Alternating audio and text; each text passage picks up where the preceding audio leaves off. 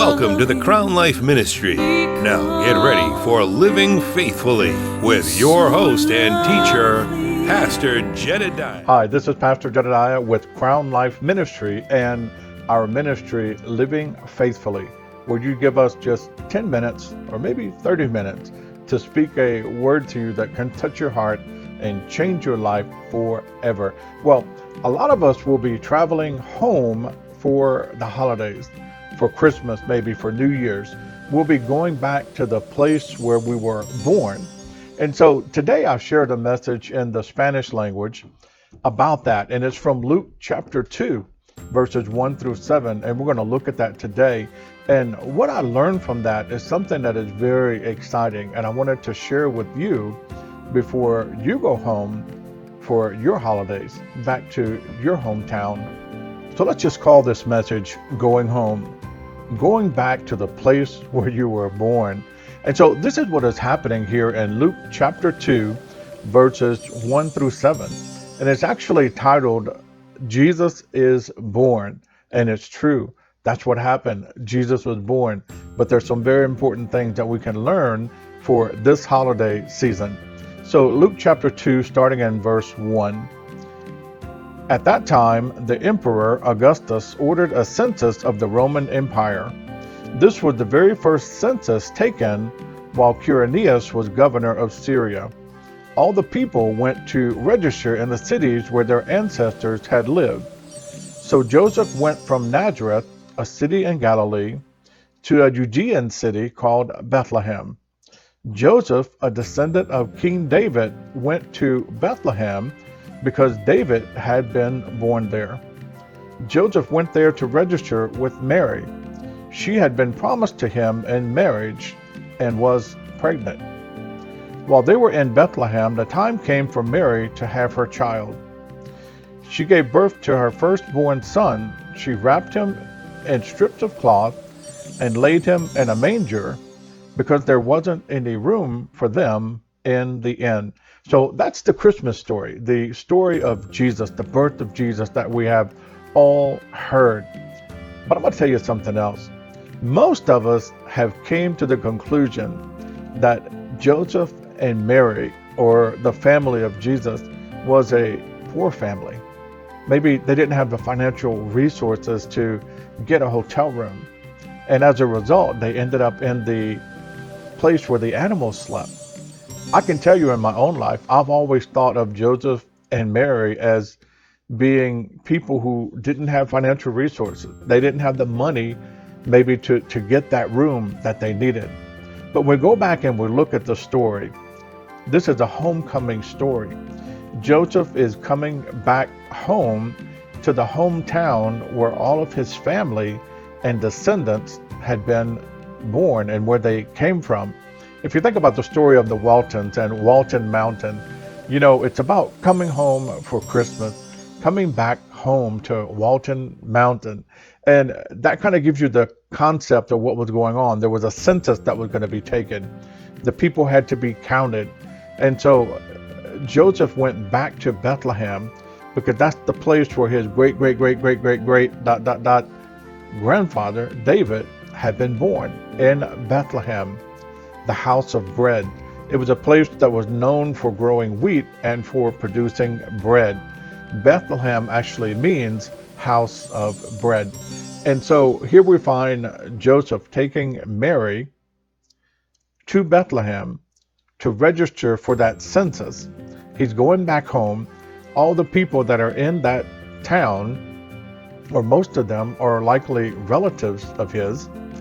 And so he's there, and the place is crowded, and there's multitude of people, all looking for a place to stay, a place to sleep. And so we read in the text in verse 7, she gave birth to her firstborn son. She wrapped him in strips of cloth and laid him in a manger because there wasn't any room for them in the inn. And we're going to look over that. But it says the reason they went to Bethlehem, number one, was just because there was a census and they had to go. It was a requirement that they had to go and be counted. They have to sign the roll in Bethlehem saying that they're a descendant of David and that their family is from that region. That's the reason that they were there. But when we read verse 7, it says, because there wasn't any room for them in the inn. It never really occurred to me that they probably had money to pay for that room. In other words, they went and looked for the room, but the room wasn't available. And so as a last resort, they ended up staying in the animal pen, or the manger, the place where the animals were. Or maybe it was a cave that was surrounded by a fence that we often see in the nativity scene. But it gives you the impression and the thought that this family lived in poverty, that maybe they couldn't pay for their own hotel room. And I can tell you, I've experienced that in my life. And you know, sometimes we didn't take a trip somewhere because we didn't have the money to pay the hotel room. And so we didn't go because we couldn't really afford to pay the hotel room. And so most of my life, and probably most of your life, you've had this impression that Joseph may have not been a good provider, that maybe the family was not economically well off. Maybe they were in the manger because they were dirt poor and they didn't have any resources. Well, I want to share with you today that impression changed today in me. When I read the reason they stayed in the manger wasn't because they didn't have money to pay for the room. It was because there wasn't a room to be paid for. All the rooms had been taken. And so I want to invite you to rethink the way you think about Joseph and Mary. In fact, I've kind of come to this impression in my heart and my spirit that Joseph was a very good provider for his family. In fact, I do believe that he was a skilled craftsman. You know, we know that Jesus worked in carpentry with his hands. And so oftentimes that's a trade that is passed down. And so I have come to think of Joseph, as I thought about him, not just as someone who maybe built furniture that I might have thought of in the past, but maybe someone who built furniture, someone who was a skilled laborer, someone who perhaps was a contractor, who built houses and businesses. You know, there are plenty of successful contractors and carpenters. And so my whole thought pattern shifted here in thinking that Joseph was probably a good provider. He was probably a professional. He was probably someone who had business and a trade, and perhaps was a contractor, building homes and building businesses. And it's just a new dynamic, a new way of considering the possibilities that they could have been well off and not dirt poor, as I grew up with the impression of.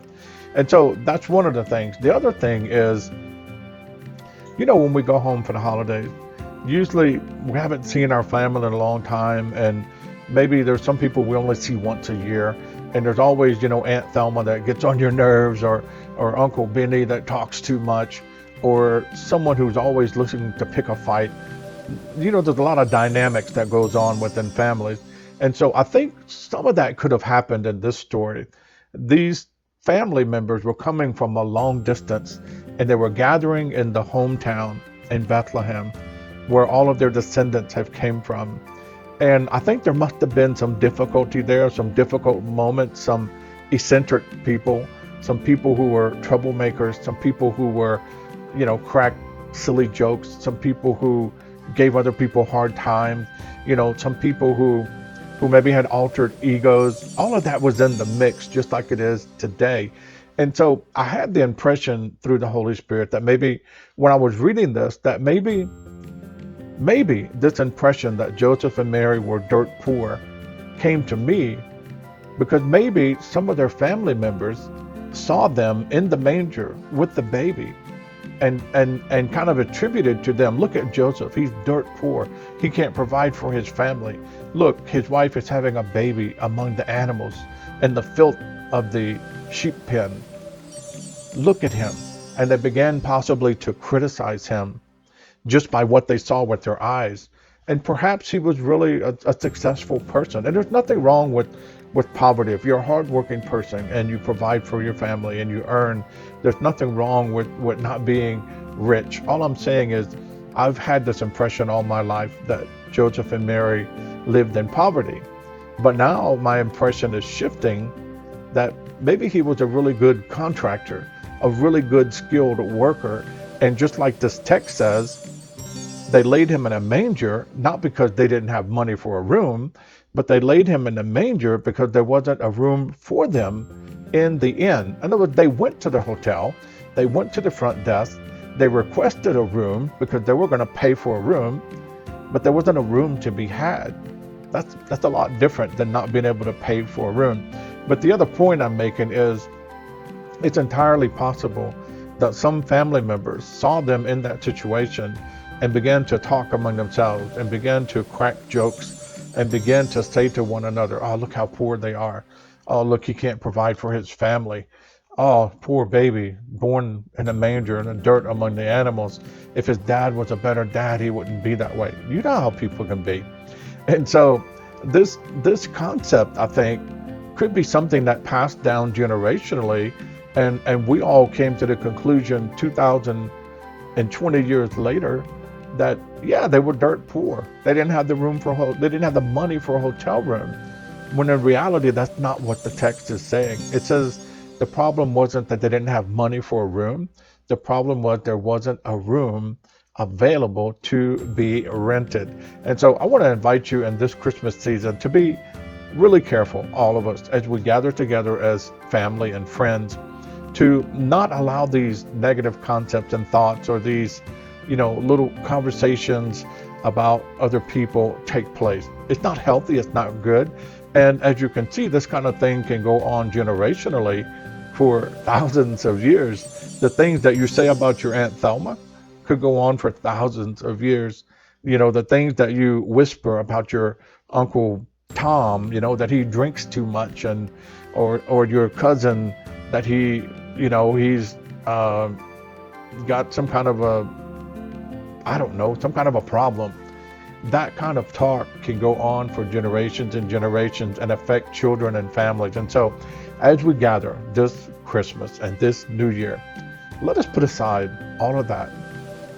Let us concentrate on the goodness of God, the grace of God, the mercy of Jesus Christ in this Christmas season, and count each other as good people created by God to bring glory to Him. And so I invite you this Christmas season to put aside all of those negative thoughts and those negative comments. Don't get wrapped up in that. Don't pay attention to it. Don't give an ear to it. Don't become a participant in it. And you'll find that your Christmas and your New Year will be a lot better this year. That's my advice. I'm Pastor Jedidiah, CrownLife Ministry, living faithfully. And this is the message for today for you. Be blessed in Jesus' name.